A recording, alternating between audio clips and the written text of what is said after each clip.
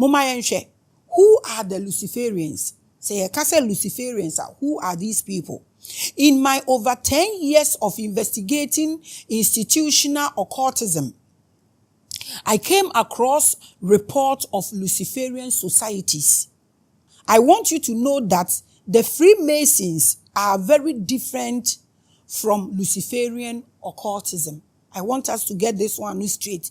Yeah, people get confused about this. Now, no, I'm taking this part, no, na mama wehu enkrofo a omu ruli nipa bi mo, ana asasi bi so, ana ewiase bi so.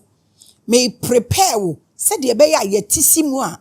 In fact, ubetumi kura ehu adeko a eruli wo, baby a wote, enframa wo home, eni de ewo mu nyina. It may be debatable to say, but for the chaos and order that was implemented to poison the earth, that is why the knowledge that was discovered when discovered by the Freemasons kept it secret, so they may not fall for negative propaganda to be attacked by unconscious humanity that exists now. Inti so when who difference in a woman se mi twa ne tietia e de amawa Freemasons no ubetumi aka se omo de nimde e na eye adwuma ana ubetumi aka se omo osum nimde ana omo hintasem a emo omo ye secret society no ana Freemasons no eye nimde e na ye omo fapem. But when you come to Luciferians na omo de ni nye nimde na ye entities bi obetumi aka say ye unseen entities bi na sankrofo we no Luciferians no omo de ye adwuma until you can say omo de omo jai omo body no e de ma any entity oye parasite say obetumi a channel through them na wotumi abeye bibi e wa ha say obi ani wo obetumi aka say sunsun bi abonituo ekuna ye ni say nda eye nipa mu no befa na ode aye saa adwuma no afei moma yento aso e ma remfi sa wo spiritual hour with the goddess, the pride of our ancestors.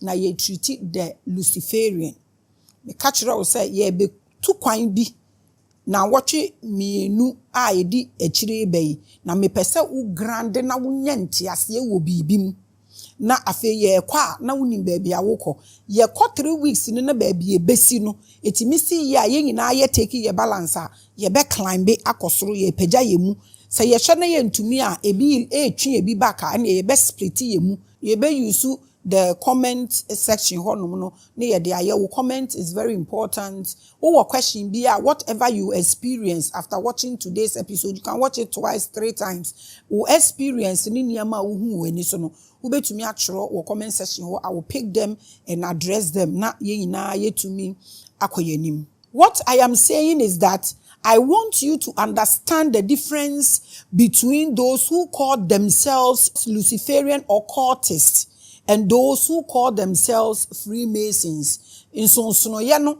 and Amama Wate Asieno. In Freemasons, it is humans who are hiding hidden knowledge. And then I'm the country from society and mostly from Luciferians. Omudi nimdiano and na omudi AC. Enti eno na machire mu acho nsonsono ye wo Luciferians no ene Freemasons ne ntemu no ena machire no we mu use nimde na we no mu use unseen forces who are parasites. But in Luciferian occultism we have humans who have dedicated themselves to being portals for non-physical beings to control and rule this planet. Tiano na bidi kanchire wono into all these channeling no ana omo these entities ni channel through them no omo e de omo ho ama omo e na omo say omo nkasa ana omo use omo sebe into na okonfo akomsi ni so sesi a sebe onim se asem we ye na yere secret obeka onim se sebe o kafra ne to apa chise into na okonfo bia wo kyen ame mi hu konfo ni kyen ame da ne onyo konfo pa konfo bia wo kyen ame because ade ne channel fa ne mu a onim ne hu biom na ade na snatch ne body no so nsonsono ye wo Freemason for any Luciferians ne ntemu no eno na media ma wo no. In short, Luciferian societies work for powerful and advanced entities who are not humans. The humans that serve this occultism are usually just portals for their masters, the powerful negative entities, to experience the earth on the physical level through soul swapping. Get this straight. Body snatching. Akom eno de maka oka channel na eno na ya akom. And possession. Na nkrofo yi omo dooso. This beings and this unseen force and entities are these luciferians no omo de omo body nama as portals for them so omo use no omo ye varieties omo dooso. Enti ni be take me time na ma bubu ni nyina mu ama na wanya ni nyina complete. Afei uso daya ubehu baby asa dai ni free ba. It's because you don't know them and you don't know how they operate and how they work. And unti na uso daya ufo so uko obi wana wachire wase. But now no, let's look at how these things work so that usori anapampo na wo kwada no na wo ye okay usori ye wa ye dududu unyare nso unti apo unam kra na ye o se jampe na ka mbo unam na bibi ye o se tiam unam na bibi ye o se yiwata de sa na mani nyina. If you know all these beings ubehu say either your soul is snatched, your body is swapped, and na say bibi apossess wo body no eno na me pesa wote ase ewo ahanum say mame se si ano this channeling thing na be so huge, abeye so famous, abeye so popular. Say uko abrochira schools ni bi kura e di nipa ni bi tina ho e channel through a channel aliens. Me catch the other day say bi no channel ra e wo universities are all through books ne ade e de momo e ye Ghana na ye da so tushire uko kan na omubu afu ade de wo ya enye kura na wo ya ye ni ye me se me ba no me ba bi anso nya awi wo Yesu dim ai na se wo be wiade a wia ne big time. I mean me mpani ama basabasa sa ashawo na wo be ba abo ne big time wo de wo ba na so ka bibi on ti o se ashawo na wo be ba twa ticket na fa no koto abrotire baabi kam be bokuro bi su mejai mpe problem na onkoye ne big time. Inti the American said the ye be ye ne se bone kra na ye fu se ye be ya mom ye nya ne big time ye nya ni yie ade bi a wo ye bi a se nye ye na ye ni yie. There are many luciferians from far away star systems. What I say, they go beyond star systems and unseen places who have teamed up to imprison the universe that we live in now. Na sa de we de dia omo ye no accosted Africans than any other race, accosted blacks than any other race. These are some of the luciferian entities. Me be breaking it down ama say na fe wa ba bete ase enti abusia me pese nda no me kire mo entities ni bia these luciferians ni use ana so say ebetimi asnache ana aswape uso eno na me pese me to me bu na me kire me bo bia na ma kire the way a omo ye adwuma say ye wie ni ye hye no mo andoso na 3 weeks ni de wo be hye ube peja wo muminim se obeba bedu level bi ba ye wie na so mo andoso ne de a ende na yato aso so mo doso no so a na ye be split ye mutu wa ho oden ye a na ya ma so akwa sa na sese ye be no because I hate to say things are also holding us back and I am not going to create a group and we are not going to do anything private also. The other day no bibi say I keep saying that because ade amunim no obi to me kan ye episode 5 bom no wetutu mu no de aba. Na I mean we are jubilating over it. Inti ya na ya me say another ye free inti na because yenya bibifu anka sampade ye free no ye mpe me wadanfo bi a me ne ne ko shopping wa abrochire me se me pe shopping no so pe shopping papa no obeto ade a ode ade ne buo na de to ye ko shopping one day na madam fu hu box bi ya decorate no to na me say na bade a wo to wuni made ewom ekuro no so nya brofo na omo tworo wo omo nyama ho enti meken na ye Germany asem na meken na to box me say box ya wutoyi uni made e chinchi na obeto share price na obeto na otoye e bedru hotel na obi eso no na ye nkola hama any wood be ye for obi amu atwa ne nails kan che sa brofo mofra nkola ne de edisua se na ye de bo ye di naili ade enti nye no na meken nye se enye say adia like enye say ye ne private, okay, but knowledge ni bi wo ho nso a exercise ye de ma, but ayeti say ebinom puli ebinom back ne ade. The reason I'm suggesting this, but I'm going to make this decision with all of us. I'm not going to do this alone. So mama yenhwe entities ne be 5 bi ne the way omo ye omo adwuma, because na make no from next week we are delving darker or deeper into spirituality. I want you to start doing things in the house. Abusia mama yenhwe Demiurge, those who claim to be gods of creating the world and mankind and demand worship with mass religion. An example is the Elohims and Yahweh. These are the entities that we call Demiurge. Na sankrofo we no omo na asem bia wo beka wo mu bia wo behu owo wom. When you look at Bible, you will see owo in it. When you look at Quran, you will see angel, you will still see owo in it. Tie asem ni bi wo kwa ye ka omo ma ye nka da. So when you go deeper into what is called star system, sir, obekwa ko hu one star system, they call it dog system. Omo friend dog star system ana Saturn. This star system, no, when you go deeper into its reading, it is called the black square cube. It is called the black square cube. Now, when you look into this, that black square cube, no, and na obehu wo meka no, boba na esi ho no. And that black square cube, no, and a makachiro no, say wo trace a wo be trace the akwakoto planet and star system na, eye Saturn no, and also say eye dog star system no. Now, when you see this black square cube now, don't forget say no aso na yes area no sun, and also representing the same star system. So Christians are not different from Muslims.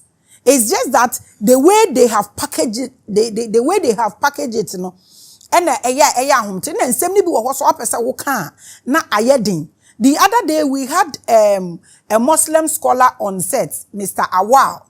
Oba ye no, some of our Muslim brothers no they were not wise enough to see say me na minim nyansa chen omo. Inti na me wo platform a obia beka na adwene.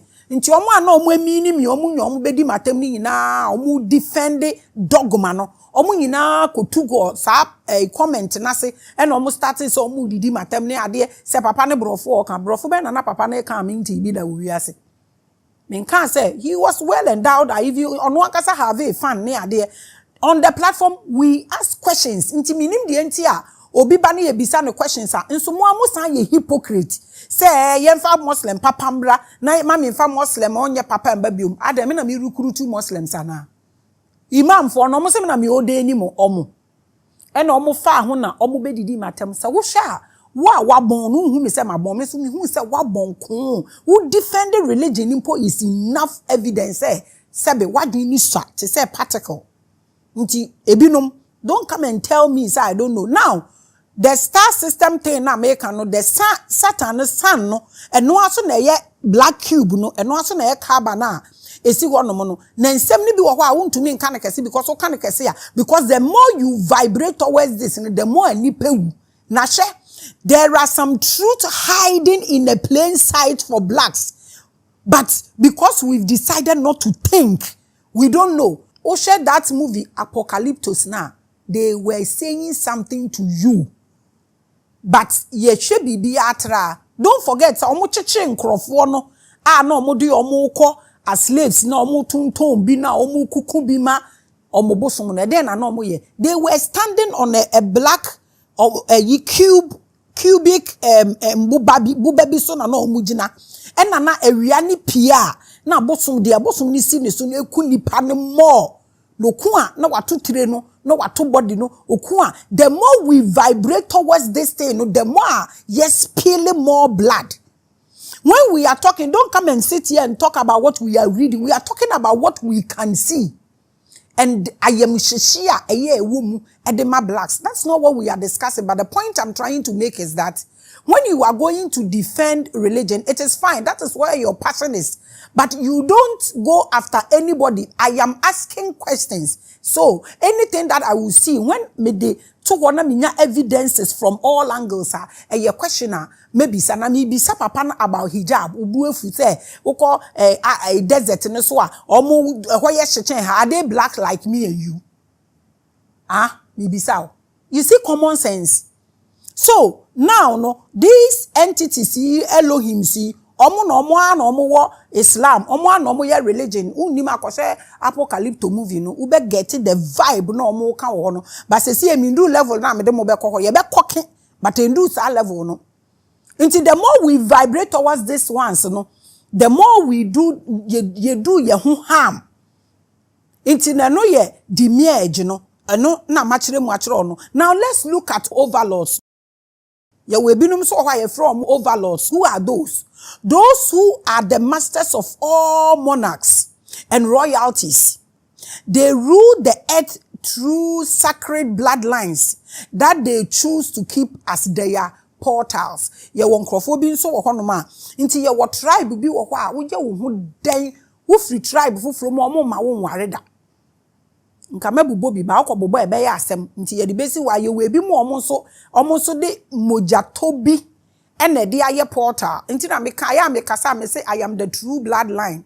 Ye we bi no so sa wo ho en sa fo no sa ahonhom no omo mfa hoho e wo abusuani mu a abusuani a na ebefa no sa konwa no ohokwo ntumi ntena so sa ofie ho nipa no obetena so omo so ye from overlords no omo so wo bloodline a omo be possess nipa no afem. The other day we had one of the creational scholars waha and na mebisa na sa den ne din no da bia no say baby omo fa ya omo initiate wo shemu no the same way na obeto aso ntumi nkofa din foforo nye sa vibrations no ebesesa ti ye wo sa nkrofo we wo ho omo nsoso no omo fa sa nkrofo omo bloodline particular bloodline bi and omo so be fa and omo be operate. Now let's look at another one almost so you're from archontic entities. I think I've done extensive editorials about archons. I think we have about 3 episodes on our platforms. And it's a one shot and they share and they anywhere.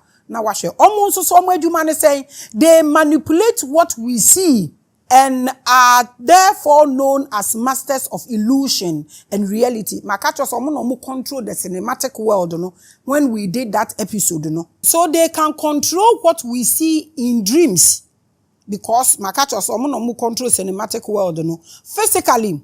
And after we die, to keep people in an endless cycle of life, death and reincarnation. We've done extensive. We are where we are. Ubetumi abo archons no na washe. Now let's look at Dracos.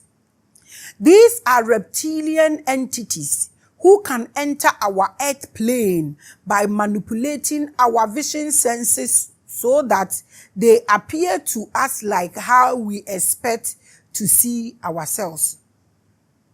Omo be nam ho no mo nam ho te say omo ye nipa because I tell you say and then ansenya na me kire me ba kitoa no obesra me na me ka kire ne say onse the way baabia ye smoke e wo wi ase no say oh how na me say o ma yenko gina abonten compound ho me kire no so ohun hwe na me say twen within a split of second na me kire no say eh nti smoke we nyina ekọ nipa mu so ye nam ho a ye hu na me say ai ti ube hu say obiye nya cold obiye nya say obiye say de na ekoso na me say enie nso physical eye no wonam ho wunim na me ka kire ne say ekwan a wo fa so kwa adwuma mpo enipa wo hia omo wo kurom da bia no uhu nipa ni nyina o but because you are not conscious of them no uhu na ubetwa mu wunim no ni awo ye conscious of the person na obehu na baka say hey Maame Grace say wonye conscious of obi en kire say nipa no oni ho wonam kuroma wo hia a lot of people wo pa omo ho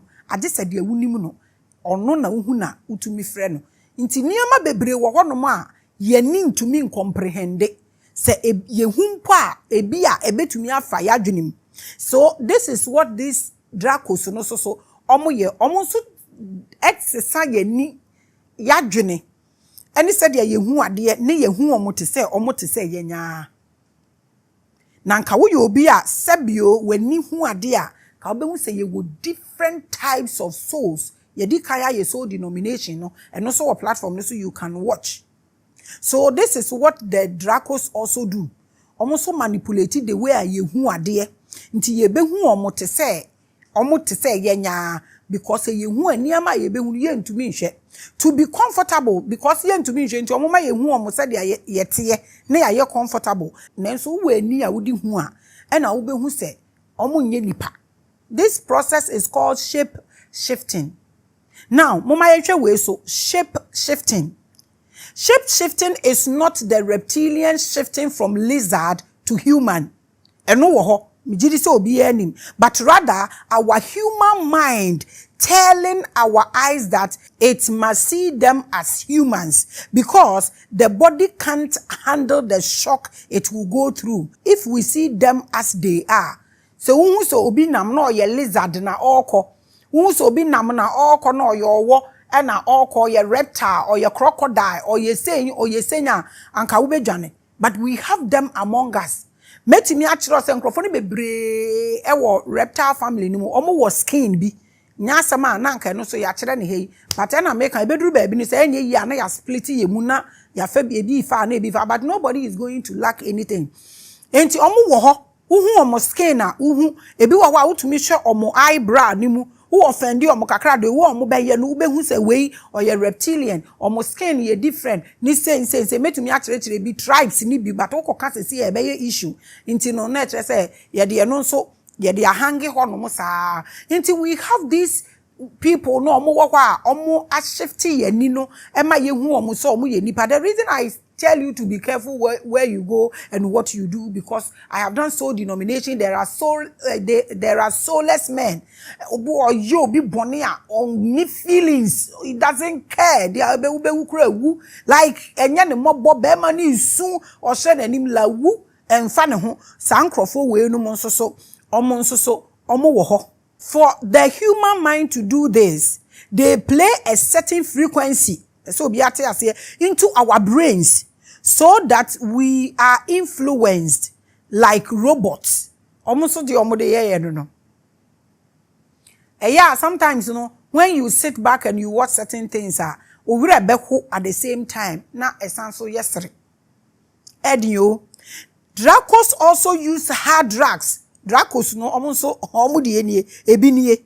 Dracos also use hard drugs to possess human bodies.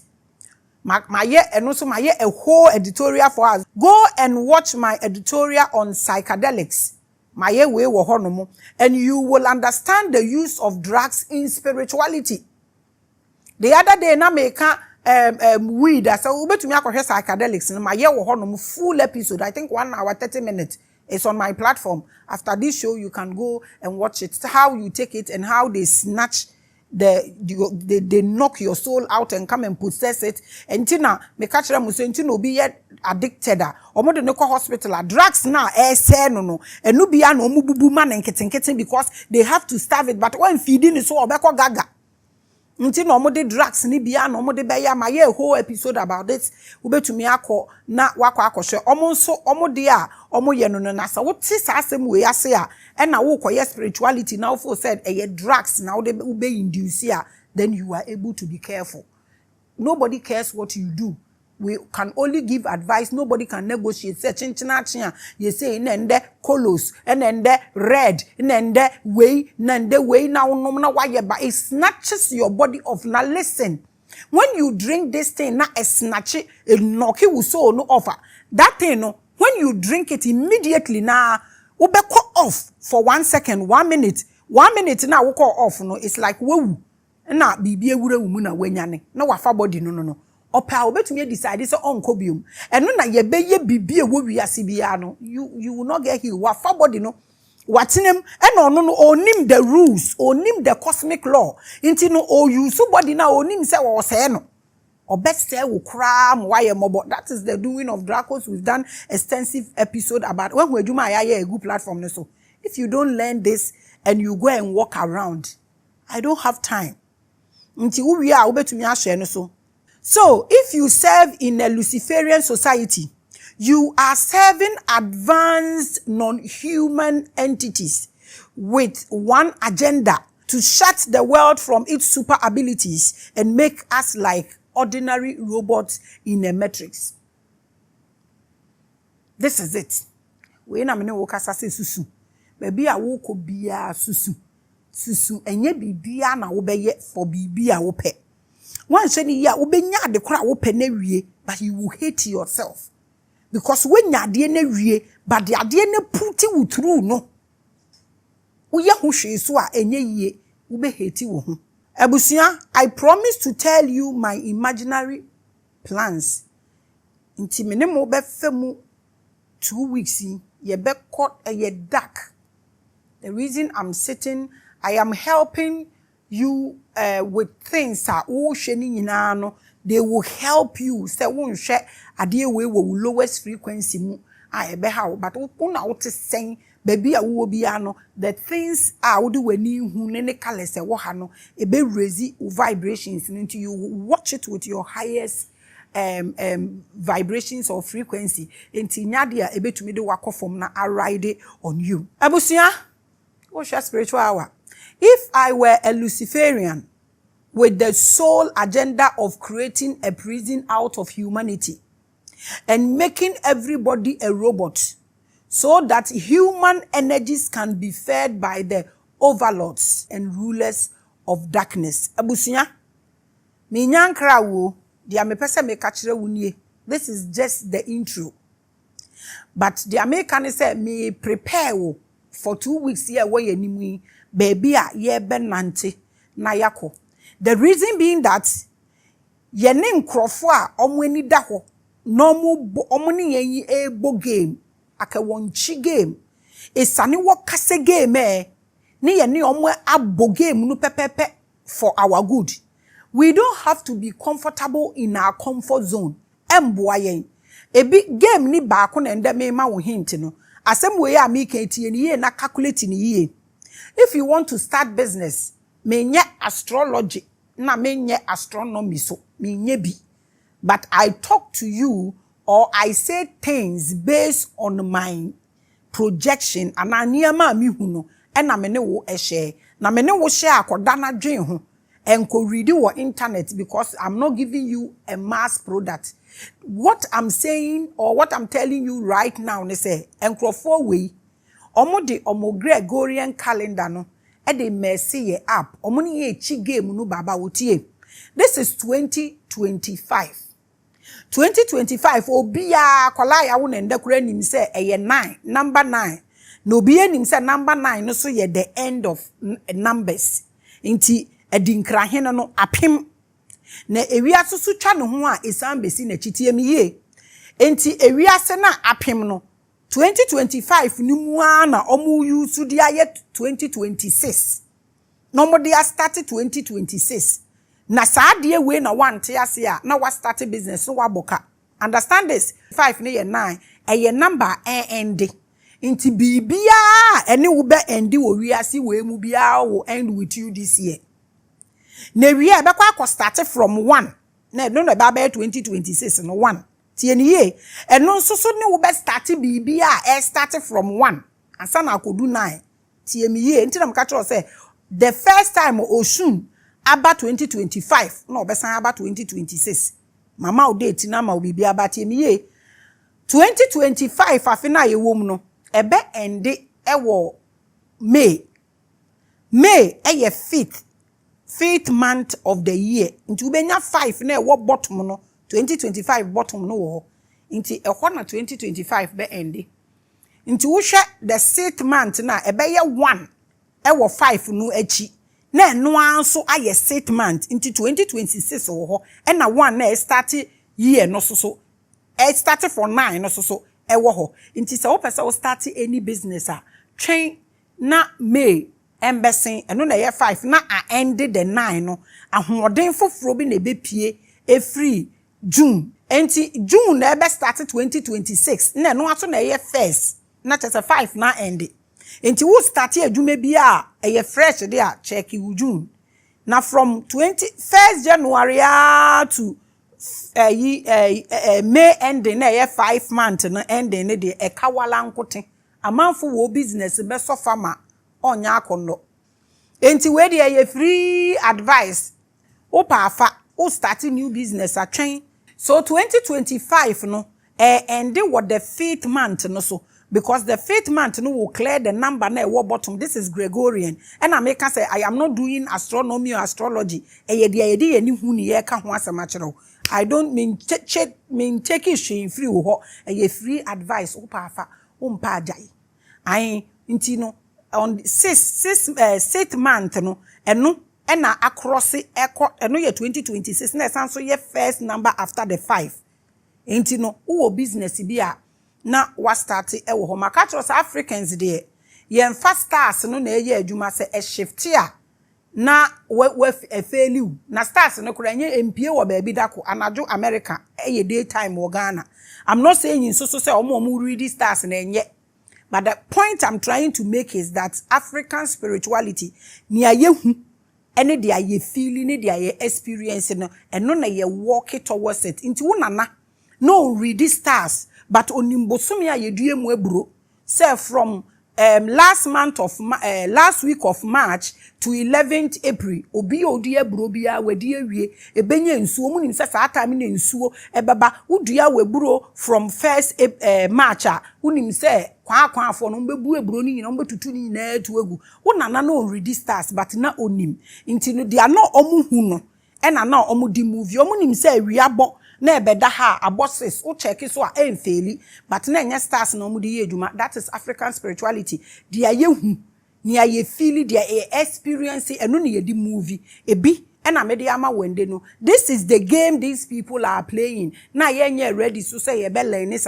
game no eno no ye bere ene yama ne hunu ye wo bibi foforo ye e was spiritual wa ye peja ye mu ne mo atena fie na ma experience mo higher selves e wo fie nti ma kire mu niama a ye adwuma no atumi a e rule na ye adwuma no eno na mebubu ni nyina egu honom na me de ama wo no na da sende no na me kan ye won kommo bi edi aha na me di ubesi enye nkra na mo ye beto aso. Shalom, peace.